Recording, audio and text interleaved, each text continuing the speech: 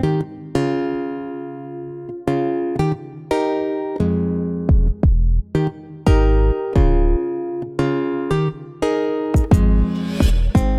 planter Indonesia. Assalamualaikum warahmatullahi wabarakatuh. Menjawab sebuah pertanyaan dari sahabat Brondel, Pak Pendi, bagaimana ketika kita melakukan pemupukan lebih daripada dosisnya? Apakah potensi bagi tanaman kelapa sawit itu bisa melebihi atau tidak? Maka kembali lagi, saya pernah menjelaskan dalam sebuah vlog bahwa namanya potensi yang ada pada balai kelapa sawit di dalam standarnya, misalnya DPSN 1 kalabar potensinya adalah 35. Potensi 35 adalah sebuah pencapaian yang didasarkan dari penelitian balainya. Dengan menggunakan perawatan standar, pemupukan standar, maka namanya potensi akan tercapai. Akan tetapi, apakah bisa lebih tinggi daripada rata-rata dari balai? Saya bilang lebih bisa. Ketika kita memberikannya asupan gizinya, dalam hal ini adalah pemupukannya adalah lebih daripada balainya, ya mungkin saja kita akan mendapatkan produktivitas tanaman kelapa sawit yang melebihi dari balainya. Apakah 35 itu adalah harga mutlak? Jawabannya adalah tidak.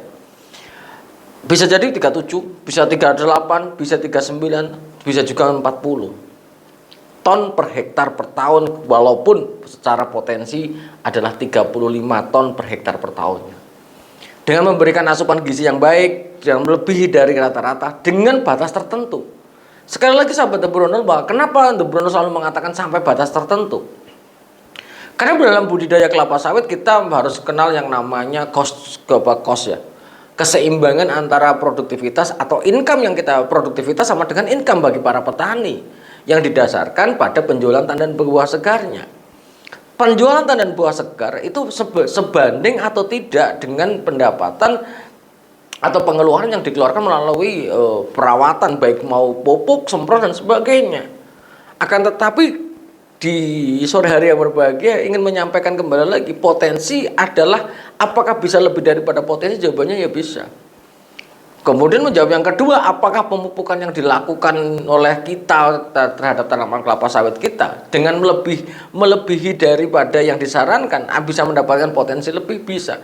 Dengan ketentuan bahwa kelas kemampuan lahannya juga mumpuni.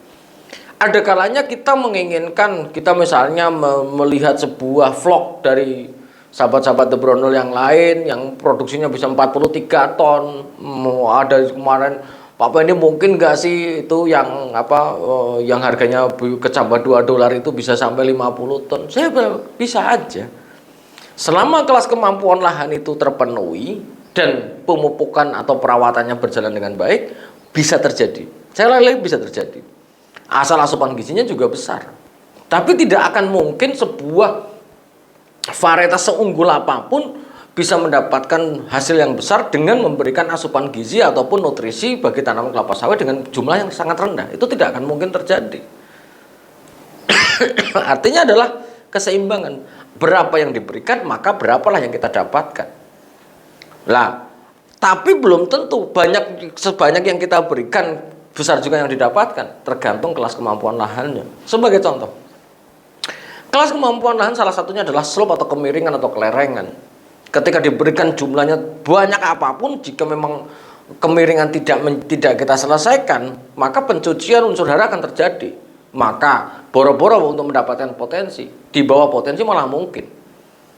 Karena balik lagi, kalau misalnya sebanyak apapun kita berikan pupuk di daerah yang miring tanpa adanya sebuah pemotongan pemotongan aliran permukaan, ataupun kita melakukan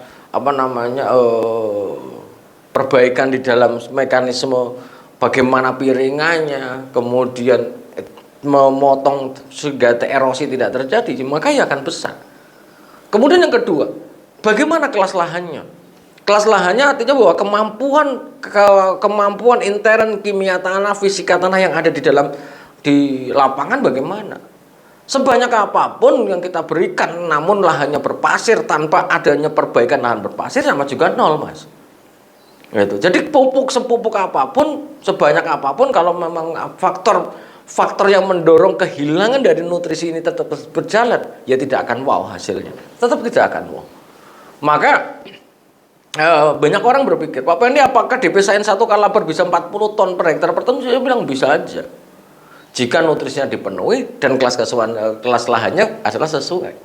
Kalau misalnya bisa di-up misalnya 12 kilogram NPK 13.827 4 plus 2 kilogram dolomit berapa? Balik lagi. Hasil yang didapatkan adalah sangat tergantung dari kelas kesesuaian lahannya. Kemudian daripada itu sahabat The Brondel menjawab sebuah pertanyaan lagi dari sahabat The Brondel itu bertanya, Pak Pendi bagaimana kalau kita memberikan pupuk tapi kebanyakan atau banyak Pak Pendi? Maka aturan main di dalam pemberian pupuk yang banyak kita harus memahami jenisnya itu apa. Apakah pemberian urea itu aman dalam jumlah yang besar? Saya bilang nggak aman. Misalnya urea diberikan 4 kg per pokok per tahun dengan umur misalnya 5 tahun. Dalam kondisi dia adalah becek, yang terjadi apa? Kemungkinan besar larutan yang ada di dalam tanah atau di dalam perakaran akan semakin kental dan akan menarik ke akar cairan akar yang bisa mengeringkan akar akan terjadi. Maka pemberian pupuk yang baik adalah sedikit-sedikit tapi sering akan jauh lebih baik daripada sekali mabruk banyak tapi terlalu banyak. Ini juga bruk banyak tapi hanya sekali atau 2 kali, maka faktor kehilangannya juga akan tinggi. Sehingga pelan-pelan akan jauh lebih bagus. Inti yang pengen saya sampaikan di sore hari yang berbahagia ini adalah seperti ini. Kita berinvestasi tanaman kelapa sawit, kita berharap bahwa akan mendapatkan sebuah hasil yang kontinu. Walaupun setiap bulan kita tidak akan mungkin mendapatkan hasil yang sama karena sangat tergantung iklim. Salah satu faktor yang menentukan produktivitas adalah pemupukan tanaman kelapa sawit itu sendiri. Tempat pemupukan reaksinya adalah sangat tergantung berada pada lahan yang kita miliki, jenis tanahnya, status lahannya, kemiringan, bagaimana karakteristik fisika, biologi dan sebagainya, dan kimia tanahnya itu seperti apa, itu sangat tergantung. Dan ini akan memberikan reaksi yang berbeda-beda. Sehingga ketika kita mau mencoba menaikkan potensi produksi dari tanaman kelapa sawit yang kita miliki, kita harus berkaca kepada kemampuan itu sendiri.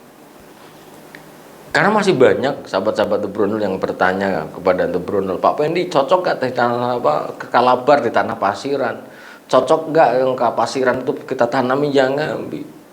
Yang namanya pasiran adalah sebuah lahan, sebuah hamparan ataupun lahan, jenis lahan yang tekstur pasirnya adalah dominan.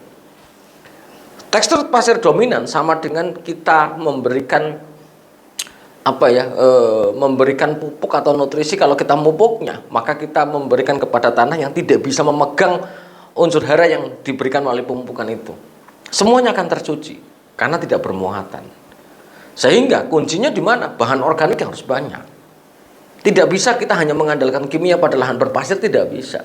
Sekuat apapun kita mupuk, melonset, berpasir tidak akan pernah up, Mas. Karena tidak memiliki kemampuan memegang unsur hara dan tidak memiliki kemampuan memegang air, sehingga kelapa sawitnya akan merana, pasti akan merana. Sehingga ketika melakukan pemupukan kelapa sawit, kita juga harus memahami karakteristik dasar pupuknya bagaimana pemupukan yang kita berikan itu bisa terserap dengan sempurna, itu akan jauh lebih baik. Mungkin banyak kemarin ada pertentangan banyak hal ketika kita ngomongin potensi di atas 40. Ada yang 40, 45. Itu adalah potensi yang mungkin tercapai dengan memberikan input yang besar juga. Jangan sampai kita menjadi seorang petani yang salah kaprah di dalam mindsetnya bahwa namanya bibit unggul adalah bibit yang bisa menghasilkan produksi yang gede tanpa memberikan unsur hara tertentu. Itu adalah salah, persepsi yang salah. Bibit unggul adalah bibit yang kemungkinan akan menghasilkan produktivitas yang baik bagi tanah, produktivitas yang baik atau hasil panen yang besar ketika dia mendapatkan input yang besar. Input yang besar artinya bahwa mendapatkan pupuk yang besar. Dia mungkin akan besar. Karena bibit yang tidak unggul, seberapapun banyak kita berikan, sebesar apapun hasilnya tidak akan pernah besar. Itulah bibit unggul. Sehingga menjawab pertanyaan benang merah yang saya sampaikan, kita lebih bagus arif dan bijaksana di dalam pemupukan, karena balik lagi potensi adalah sebuah status produksi dasar yang mungkin bisa tercapai dengan syarat-syarat tertentu. Bisa lebih tinggi dari potensi, bisa lebih rendah dari potensi, sangat tergantung apa yang kita lakukan terhadap tanaman kelapa sawit kita. Bagaimana perawatannya, bagaimana pemupukannya. Terlalu banyak pupuk terhadap potensi yang ada ya bahwa pemupukan yang terhadap tanaman kelapa sawit kita potensi yang mungkin bisa tercapai jika memang faktor yang mendukungnya terjadi.